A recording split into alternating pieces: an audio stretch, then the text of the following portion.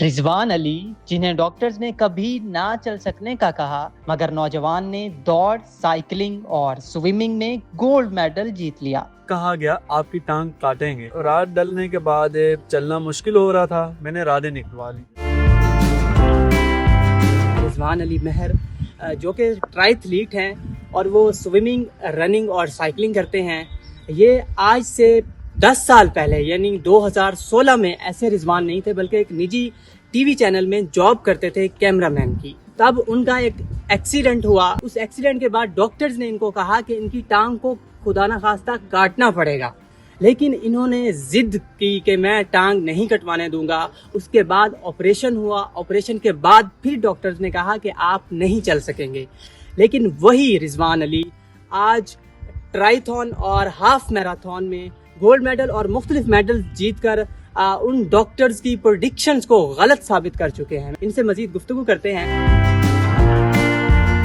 जो एक्सीडेंट हुआ था, मैं हॉस्पिटल चला गया था और उस हॉस्पिटल में काफ़ी मरतबा ने जवाब दिया, कहते हैं आपकी टांग नहीं सेट हो पाएगी। तो एक अच्छा डॉक्टर आया, उसने कहा चलो ट्राई कर लेते हैं, तो उससे भी नहीं हुआ। पहले तो ये कहा गया आपकी टांग काटेंगे। फैमिली, मेरे जो दोस्त वगैरह थे, सारे साथ ही थे। मैं अपनी जिद पे अटका रहा, तो वो मेरी अल्हम्दुलिल्लाह टांग सही सलामत।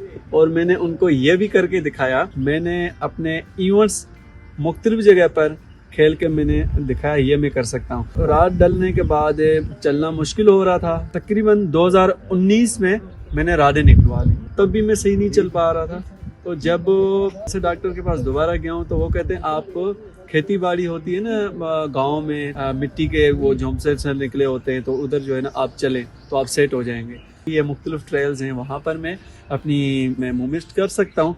तो उस मूवमेंट्स में मैंने चॉइस किया ट्रेल 5, और ट्रेल 5 में मैं आस्ते आस्ते चलता रहा। 2 हफ्तों के अंदर अंदर में काफ़ी हद तक ओके हो गया। वो मेरा जो ट्रेल 5 है अब मेरा फेवरेट बन चुका है, क्योंकि यहाँ से मेरा आगाज़ हुआ है और यहाँ ही मेरी एक पोजीशन भी आई है, वो 3rd पोजीशन थी। ये देखें, जो पत्थर पर चलते हैं ना, ये वो मूवमेंट होता है। वो जो रगें होती हैं आपकी प्रॉपर वो चलने लगती हैं। ये देखें, अब ये मेरा मूवमेंट हो गया।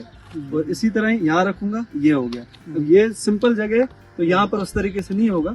यहाँ पर देखें, ये सारे पत्थर लेकिन इसी तरह ही है, तो आप चेक कर सकते हैं। मतलब ये वो जगह है जहाँ से आपकी ये जो प्रोफेशनल लाइफ है, ये जो आप ट्राइथलीट रिजवान अली महर बने हैं, यहाँ पर ही मैं अब ट्रेनिंग किया करता हूँ। अच्छा, अब तक आप कौन कौन से मेडल्स जीत चुके हैं? कौन कौन से इवेंट्स में, मैराथन, हाफ मैराथन, ट्राइथॉन में आप पार्टिसिपेट कर चुके हैं? स्विमिंग, साइकिलिंग, रनिंग, इसको बोलते हैं ट्राइथलीट। उसमें मैंने गोल्ड मेडल लिया हुआ है, और उसी में मैंने ब्रॉन्ज भी लिया हुआ है, सिल्वर भी लिया हुआ है। आप बता रहे थे कि इवेंट्स में एंट्री की फीस होती है बाकायदा, तो ये सब आप कैसे मैनेज करते हैं? ये तो मुश्किल सवाल आपने पूछ लिया है। फैमिली भी सपोर्ट करती है और मैं खुद भी करता हूँ, लेकिन जिस तरीके की जॉब है, ठीक है, वो करना थोड़ा मुश्किल होता है। 2 जॉब करनी पड़ती है इस हवाले से। किसी कंपनी का मैं एक राइडर हूँ, और उसी राइडर से मेरी एक इनकम आती है, उसी से ही मैं सारा कुछ चला रहा हूँ। तो ये तो एक लिमिटेड सोर्स ऑफ इनकम है। तो इससे ये जो आपका शौक है ये पूरा हो रहा है? आगे फ्यूचर के जो आपके प्लान्स हैं, तो इससे हो सकेगा, या आपको किसी किस्म की और सपोर्ट आपको दरकार? इसमें सपोर्ट तो बहुत चाहिए। मेरे बहुत सारे इवेंट्स होते हैं, मेरा दिल करता है मैं सारे इवेंट्स खेलूं। बहुत सारे इवेंट्स नहीं खेल पाता, क्योंकि फीसेस होती हैं, या फिर इस्लामाबाद से बाहर हो, जैसे कराची हो गया, और नॉर्दर्न एरिया हो गए, जैसे गिलगित वगैरह। भी मैंने गिलगित में इवेंट्स खेला था, तो उस हवाले से स्पॉन्सर नहीं होता, वो भी खुद से करना पड़ता है, वो मुश्किल होता है। इस तरह के आपने गोल्ड मेडल भी आपने बताया आपने लिया है, सिल्वर मेडल्स लिए हैं, हमेशा आप टॉप में रहते हैं, पहली, दूसरी, तीसरी पोजीशन आपकी होती है जब भी आप पार्टिसिपेट करते हैं। तो आप गवर्नमेंट लेवल पे क्या आप एक्सपेक्ट करते हैं? कभी किसी वक्त में आपको कोई मदद की गई है, या फ्यूचर में आपको कोई इम्कान है? अभी तक तो कोई सपोर्ट नहीं आई। अच्छा, हमें ये भी पता चला है कि आप इंटरनेशनली भी आप रिकॉग्नाइज किए गए हैं, कोई ऑर्गेनाइजेशन है उसमें अभी आपको मेंबर बनाया गया है, तो इस पे क्या कहेंगे? एक इंटरनेशनल इवेंट था हुंजा में, मुझे एक रैंडमली कॉल आई है, तो कहते हैं आपको स्पॉन्सर करते हैं, आप अगर खेलना चाहते हैं तो जी। मैंने कहा खेलूंगा। उन्होंने जैसे सपोर्ट किया है, क्योंकि $700 सिर्फ एंट्री फीस थी।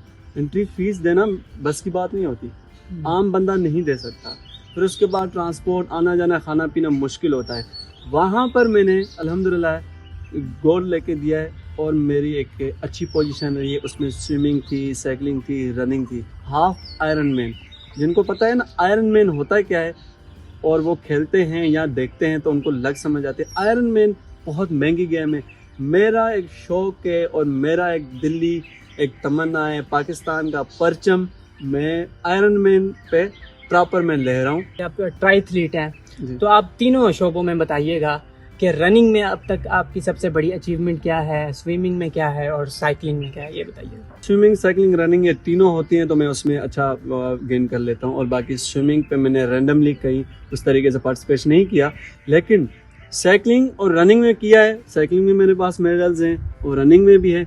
स्विमिंग की जो फीस है और स्विमिंग का जो टाइम है वो मैनेज करना मुश्किल होता है। अगर वो नहीं करूँगा तो मैं ट्रायथलीट प्रॉपर उस तरीके से नहीं, मेरे पास मंथ होता है, उस मंथ में प्रैक्टिस करके मैं आगे गेम करता हूँ। जो और एथलीट्स हैं जिनको प्रॉपर सपोर्ट होती है वो मंथ नहीं, वो सालों साल लगे रहते हैं। मेरे पास सिर्फ मंथ होता है। मंथ में भी कुछ दिन ऐसे होते हैं जो छुट्टियां होती हैं तो वो फिर थोड़ा मुश्किल हो जाता है। ट्रायथलीट में मैंने गोल्ड और सिल्वर लिए हुए हैं, रनिंग में भी लिए हुए हैं, साइकिलिंग में मेरे पास है, उसमें भी मेडल्स है।